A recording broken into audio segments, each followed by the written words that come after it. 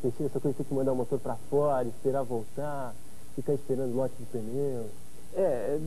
Durante uma época, durante uns 2 anos, não. Mas depois passou a ser. Nesse momento, aí nós então? estamos puxando da fábrica, porque a fábrica era bem em frente ao autódromo. Nós estamos puxando o carro até o autódromo para começar a testar, porque era só atravessar a rua. E facilitava muito isso aí, né? Mas nós ficamos com esse projeto do carro inteiro construído aqui, nós ficamos com esse projeto durante 4 anos para 5 anos. Aí nós montamos a nossa fábrica na Inglaterra. E a equipe que vocês tinham realmente era de primeira, né? Realmente tinha todos os componentes ali realmente depois seguiram, a gente viu no... Por exemplo, como o Emerson acabou de mencionar aí, nós tínhamos o Peter War, a partir de uma certa época, como chefe de equipe nossa. Como projetista, nós tínhamos o Harvey Postlethwaite, que a Ferrari o contratou posteriormente. Ele foi projetista da Ferrari durante 5 ou 6 anos. Mas aconteceu exatamente o que o Emerson mencionou aí. Quando nós tivemos todos os ingredientes e pessoal técnico realmente à altura para termos uma ótima equipe, aí começou a faltar o patrocínio. E nós tivemos a Popersuca, nos deu um apoio muito grande durante 4 anos. Depois nós tivemos 2 anos com a Skoll. Mas a Fórmula 1,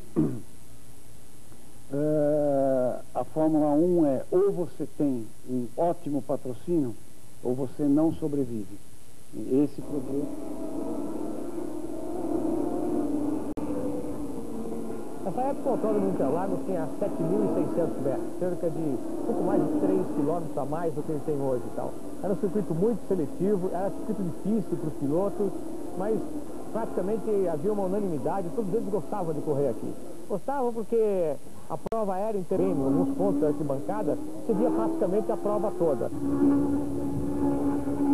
que eu mais gosto de lembrar no Interlagos é o traçado original de 8 km, que era uma maravilha, que era um mini Nürburgring na Alemanha. E que foi aonde eu aprendi a pilotar e onde a maioria dos pilotos brasileiros, o Ayrton, o Nelson, também aprenderam lá. E tinha tudo quanto era tipo de curva, subida, descida, curva rápida, curva lenta, cotovelo. Então você dava uma volta em Interlagos, você tinha que saber pilotar em vários tipos de curvas diferentes. O circuito antigo, aquele de 8 km, ele tinha Interlagos é um grande circuito. Eu acho só que a gente, sabe, de repente no meio da Malásia...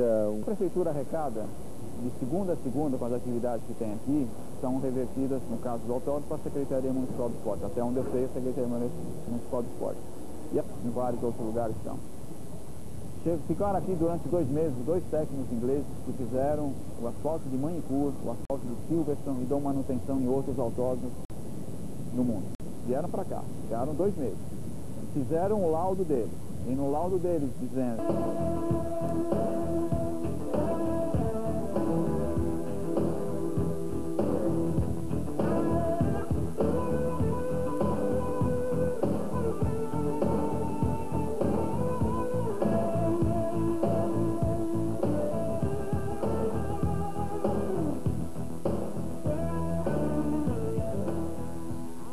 menos 270, 280 por hora. E numa classificação, em 1974, eu estava construindo o carro, mas eu estava na pista junto com o Emerson e na McLaren. E começou a classificação e o Jarrier saiu para fazer a classificação. E ele foi o primeiro a conseguir fazer essas 2 curvas de pé embaixo. Você até usou isso aqui, né, para falar que a coisa era mais ou menos como uma ideia. E aí o Emerson já estava dentro do carro e da McLaren, e ele me perguntou, o Jarrier conseguiu fazer de pé embaixo? Eu falei, fez. Ele falou, eu vou fazer. A decisão é dele. E ele sabe o que ele está fazendo dentro do carro. E foi um dos momentos que eu tomei um dos maiores sustos da minha vida. Aí o Emerson saiu, eu me lembro que ele, logicamente, meia volta você aquece o pneu, aí ele começou a andar um pouco mais rápido e ele veio para a primeira volta na curva 1 e 2. E eu já vi que ele tirou muito menos o pé do que se tiraria. Quase conseguiu fazer de pé embaixo, ele já foi muito rápido naquela volta. Mas o pneu duraria mais uma volta. Aí ele veio para a segunda volta, eu fiquei dentro do box, olhando, mas a minha visão, eu só enxergava a curva 1. A curva 2 eu só ouvia. E aí o Emerson entrou na curva 1 e conseguiu fazer de pé embaixo a curva 1. E aí eu pensei, bem, só falta uma curva, mas a mais difícil. E aí eu estava no box ouvindo o barulho do carro, o ruído do motor, você vendo que ele estava de pé embaixo, de uma hora para outra o ruído sumiu. Eu falei, nossa senhora, rodou. E ele rodou mesmo. O Emerson fez uma coisa inédita, a coisa aconteceu dessa forma.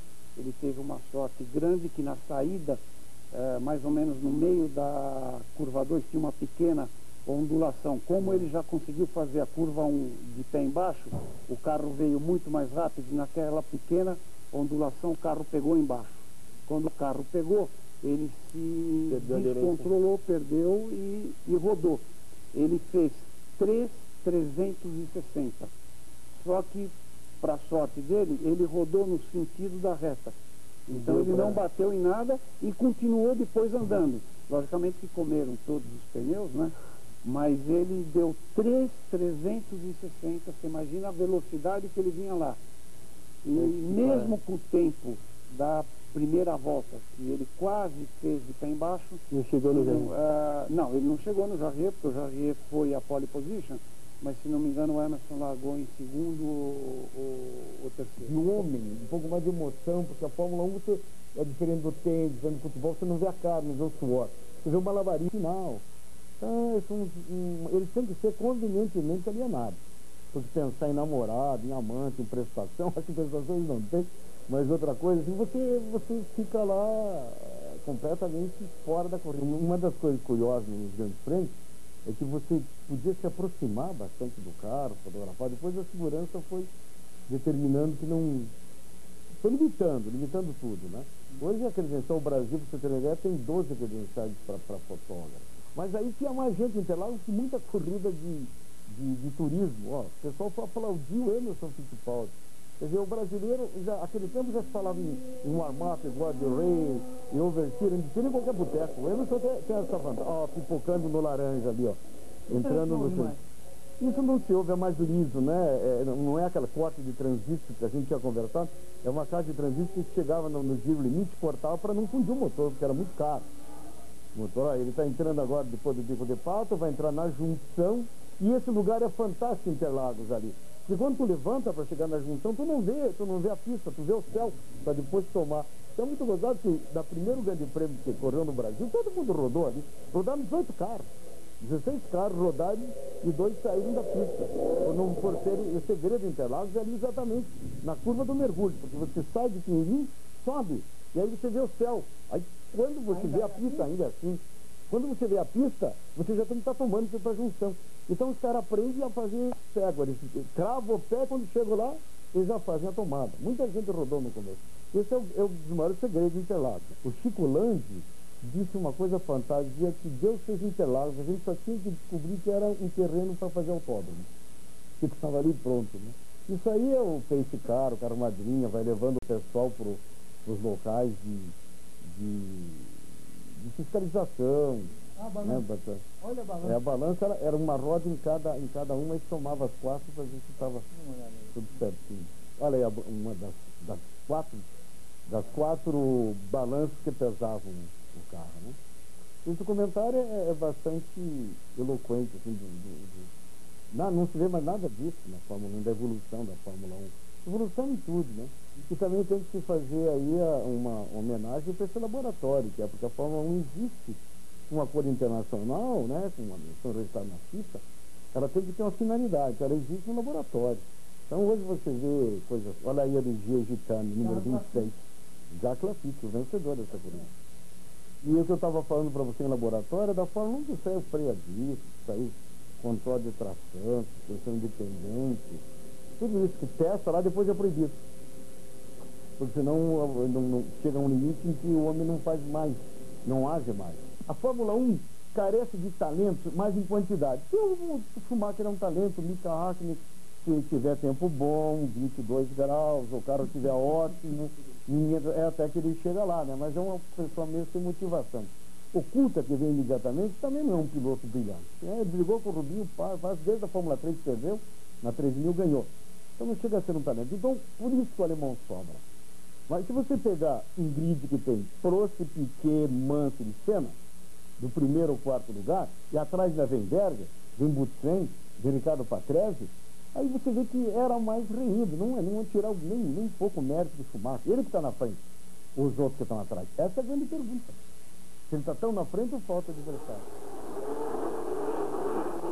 A Ferrari está como nunca esteve. E ele quer ganhar tudo porque é hora de ganhar. Ele quer... Faltam 15 corridas, incluindo Interlagos. Se ele ganhar 5, ele iguala, passa o Prost, é tetracampeão e é o maior vitorioso da Fórmula 1 até o Fangio. Aí só falta bater o Fangio em número de grandes prêmios. E aí, se você me pôr posição 65, ele está bravo. Só falta 30 e tantos.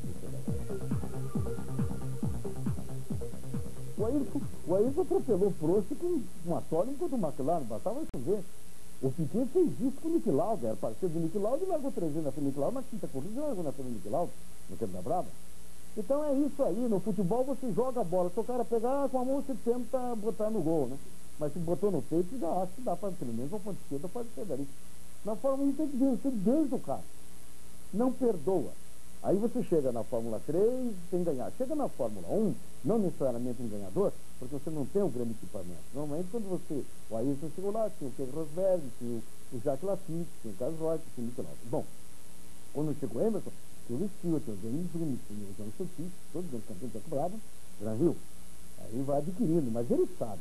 Aquele chefe de equipe meteu o olho, o cara faz 2 voltas e fala, é isso. Sim, sim. Então, hoje se diz na Fórmula 1, desde o Ayrton, só apareceu o Schumacher.